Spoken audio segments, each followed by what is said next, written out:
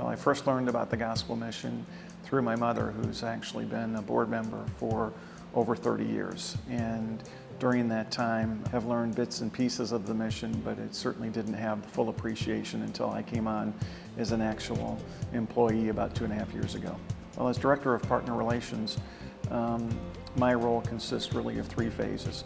The scheduling of all the volunteers that come through our doors, various speaking engagements at civic organizations, businesses, churches, and then of course the primary role being that of the ministry's fundraiser. Our mission at the Gospel Mission is to feed the hungry, to clothe the poor, to shelter the homeless, but most importantly to lead them to Christ. And while we're commissioned to take care of our neighbors' bodily needs, needless to say, we will have done anyone entering our doors a disservice if we haven't preached the gospel at each and every opportunity that presents itself. Well, the gospel is at the core of what we do.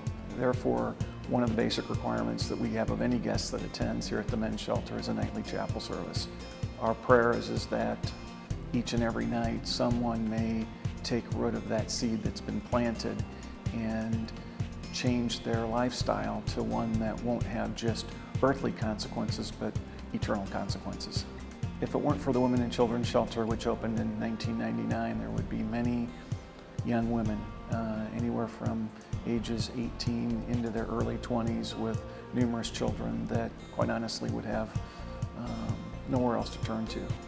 And as a father of 2 daughters, of 18 and 22, I can only imagine what must go through their hearts and minds when they're faced with a decision of where do I stay when my family has turned its back on me.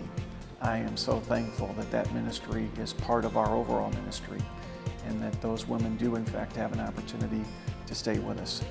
This thrift store is really almost one of the best kept secrets in Sioux City. It provides a wonderful outlet for individuals that truly are living not only paycheck to paycheck, but I would say well below the poverty line. Individuals that are either in the near homeless or working poor category. Garments such as this, for example, would be sold at 70 cents or would simply be donated. Our desire is not to have anyone ever enter our facility and feel the need to steal from us. If they can't afford the garment, then we'll provide it to them. The dining schedules have been reformatted into a very seamless transition where it's biblical. The women and children are served first. 20 minutes thereafter, we invite the men that stay with us, and then 20 minutes thereafter, we invite the general public. That's one of the sound bites that most people don't recognize, is that the gospel mission is open to anyone, regardless of age, regardless of race, regardless of income. We don't ask for someone's W-2 when they enter our dining hall. Stated in our mission statement, if the 4th tenet, to lead them to Christ, isn't at the core of what we do, then the rest of everything we've done has been for naught. Because each and every day, unfortunately, we recognize that there are people that are passing from this world, and they're either passing into eternal glory or they're passing into the lake of fire. I don't have the ability to look into someone's heart. I hope that their heart has been touched by our desire, our true desire to lead them to Christ. Well, our chaplain teams up with both our director of men's ministry as well as our executive director in leading various opportunities for those individuals to grow in their faith. As you can imagine, like most of us, we all come from a different walk of life. And as a result, upon entering our doors, we don't know if someone even has a working knowledge of the Bible. And so, depending upon where that person is spiritually, we'll either begin with baby formula or we'll begin with a more seasoned approach with our chaplain or executive director or director of men's ministry. For 22 years, I was in a corporate sales position that I enjoyed, but I felt as though it was very hollow. Each year, regardless of the growth, it required me to grow again.